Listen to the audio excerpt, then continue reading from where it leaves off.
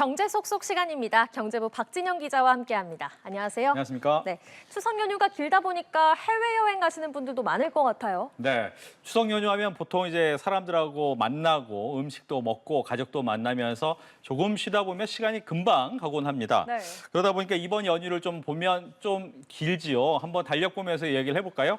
이번 주 금요일부터 다음 주 수요일까지가 추석 연휴입니다. 무려 5일이나 되죠. 네. 만약 이제 19일과 20일, 목요일과 금요일 날 휴가를 낸다면 22일까지 무려 9일간 휴가를 쓸 수 있습니다. 정부는 연휴 기간 내수 소비가 좀 늘어날 것을 기대하고 있지만 상황은 다른 것 같습니다.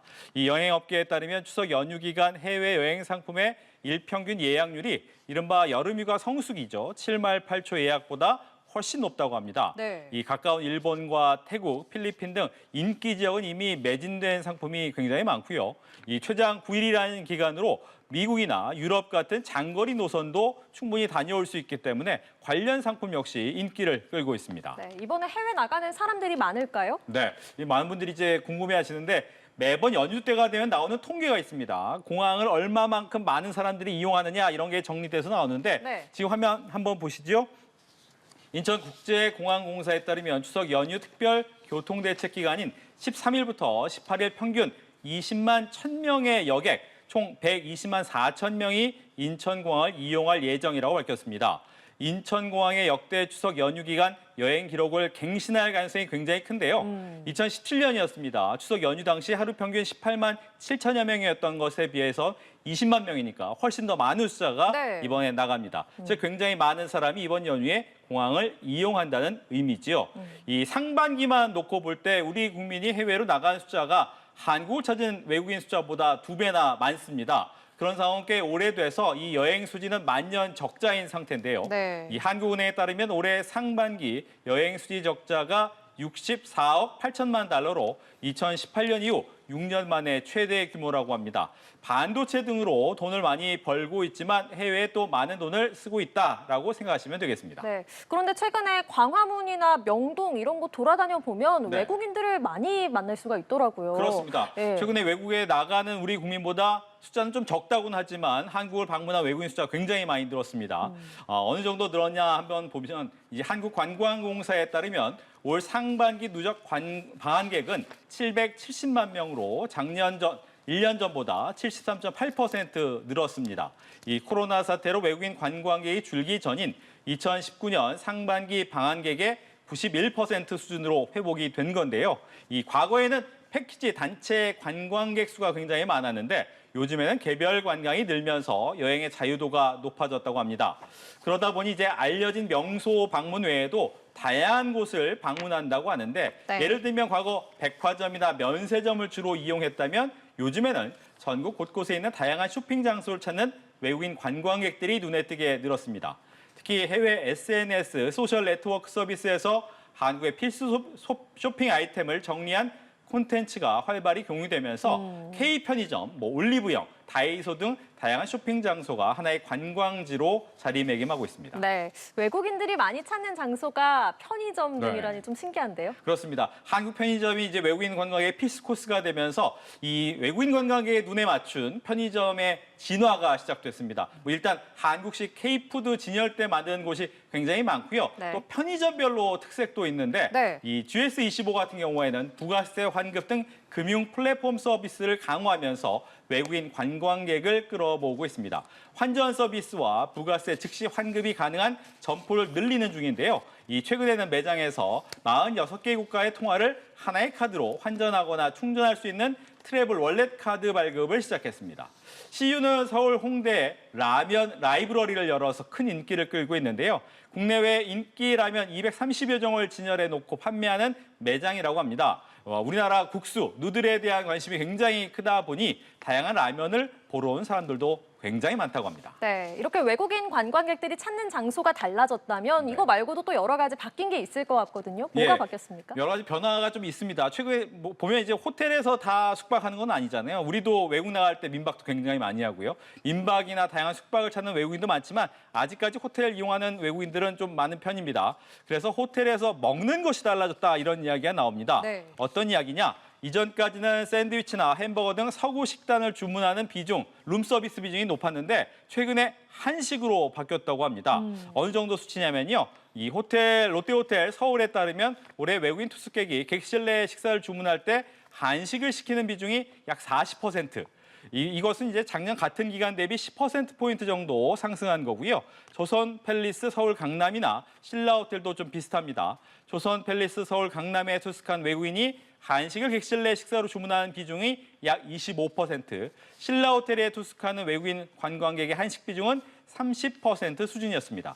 지금까지 5성급 호텔에 투숙한 외국인들은 한식보단 양식을 찾는 이들이 많았습니다. 익숙한 음식과 익숙한 서비스를 누리려는 이들이 주로 5성급 이상의 호텔에 투숙하기 때문인데, 하지만 이제 한류가 널리 퍼지면서 우리나라 고유의 문화를 즐기려는 이들이 늘었다라는 분석이 나오고 있습니다. 네, 그러면 이에 맞춰서 호텔이 준비하는 메뉴도 좀 달라졌을 것 같아요. 그렇습니다. 과거와 다르게 양식보다 한식이 좀 더 많아졌습니다. 이 호텔 업계에서는 외국인 투숙객의 입맛에 맞을 만한 한식 메뉴를 집중적으로 확충하고 있습니다.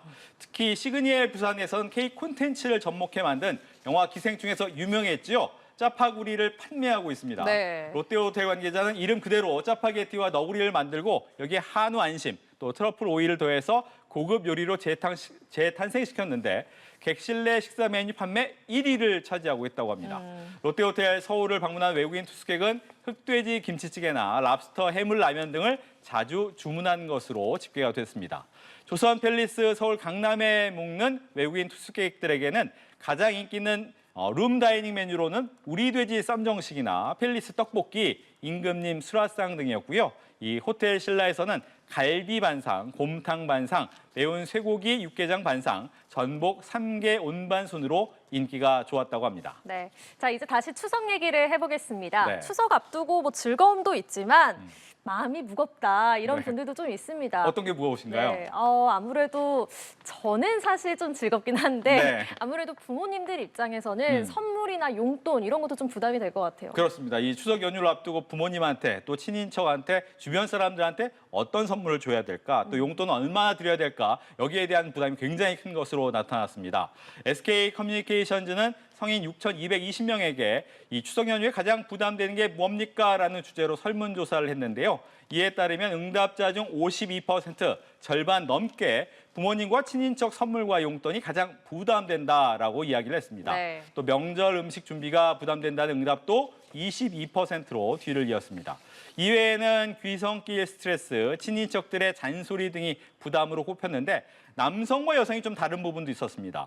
여성 응답자의 경우 26%가 명절 음식 준비가 부담된다라고 얘기를 했음에도 불구하고 남성 응답자는 10% 정도만이 음식 장만에 좀 부담이 된다라고 얘기를 했습니다. 네. 연령별로도 차이가 있던 부분이 있었는데 이 취업, 연애, 결혼 고민이 많은 20대 응답자들은 명절 때 잔소리 고민된다라고 네. 얘기를 했습니다. 네. 아마 20대에 자녀를 둔 부모께서는 이번 명절에는 잔소리를 조금 줄여주시면 좋을 것 같습니다. 또 많은 사람들이 느끼겠지만 예전 같은 명절 분위기가 나지 않고 또 대가족이 모이는 경우가 줄고 여행 가는 경우도 많다 보니 명절이라기보다는 조금 긴 휴가로 느껴지기도 하는데요. 네. 오히려 돈 쓸 일만 생긴다라고 푸념하는 사람들도 많이 있습니다. 그래도 이번 추석에는 가족끼리 전화 한번 하고 밥 한번 같이 먹으면 좋을 것 같습니다. 네, 자 다음 주제 보겠습니다. 백만장자라는 단어 이제 좀 익숙해졌는데 네. 조만장자라는 단어가 나왔다고요? 그렇습니다. 이게 우리나라 돈으로 1조 이게 아니라 달러로 와. 1조 달러가 넘는 거를 얘기를 하는데요. 네. 이제 미국 전기차 업체 테슬라의 최고 경영자 일론 머스크가 3년 뒤에 인류 역사상 전 세계 처음으로 1조 달러, 1,339조 원의 자산을 갖게 될 것이다 라는 네. 전망이 나왔습니다. 이 영국 일간 가디언에 따르면 머스크의 재산이 연평균 110%씩 늘고 있다고 합니다. 이 같은 추정을 한다면 이제 몇 년 뒤에 된다라는 건데요. 이 머스크 어떤 일 하는지 아시죠? 테슬라, 또 민간 우주기업 스페이스 X 등을 설립했고 사회 관계망 서비스 SNS, 예전에 트위터를 또 소유하고 있습니다. 네. 블룸버그에서 억만장자 지수에 따르면 머스크 순자산 순위가 2,510억 달러, 현재 336조 원으로 세계 최대 갑부인데 2027년까지 4배 정도로 늘어나서 1조 달러를 넘을 것이다 라고 얘기를 했고요.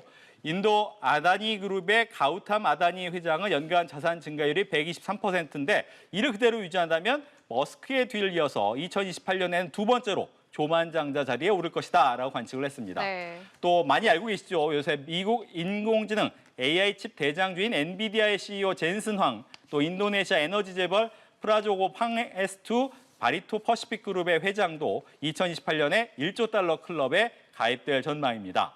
또 세계 최대 명품 그룹 프랑스의 루이비통의 베르나르 아르노 회장과 페이스북의 모회사 메타 플랫폼의 CEO 마크 저커버그는 2030년 조만장자 대열에 합류할 것으로 예상이 됐습니다. 석유왕으로 불렸던 미국의 록펠러 스탠더드 오일의 창업자가 1916년 세계로 처음으로 억만장자에 오른 뒤에 과연 누가 조만장자에 오를지 관심이었는데 이 순서대로라면 테슬라의 일론 머스크가 조만장자가 첫 번째로 될 것 같습니다. 네, 조만장자 대열에 합류할 사람들 정말 많네요. 뭔가 딴 나라 얘기인 것 같기도 하고 알겠습니다. 네, 지금까지 경제부 박진영 기자와 경제 쏙쏙 함께했습니다. 고맙습니다.